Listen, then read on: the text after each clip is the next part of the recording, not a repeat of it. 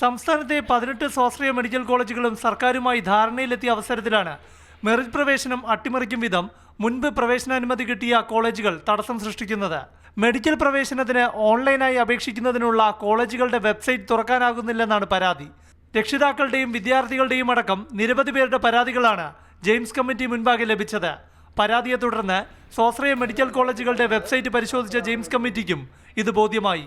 ഈ മാസം 6-ന് അലോട്ട്മെന്റ് തുടങ്ങാനിരിക്കെ പ്രവേശനത്തിനായി വിദ്യാർത്ഥികൾക്ക് അപേക്ഷിക്കാൻ കഴിയാത്ത അവസ്ഥയാണ്. ഓൺലൈൻ അപേക്ഷയ്ക്ക് അവസരമൊരുക്കിയില്ലെങ്കിൽ കർശന നടപടിയെടുക്കുമെന്ന് കാണിച്ച് ജെയിംസ് കമ്മിറ്റി മെഡിക്കൽ കോളേജുകൾക്ക് കത്ത് നൽകി. മെറിറ്റ് അട്ടിമറിച്ച് തലവരിപ്പണം വാങ്ങി പ്രവേശനത്തിനുള്ള സാഹചര്യം സൃഷ്ടിക്കുകയാണെന്ന് ജെയിംസ് കമ്മിറ്റിയും സംശയിക്കുന്നു.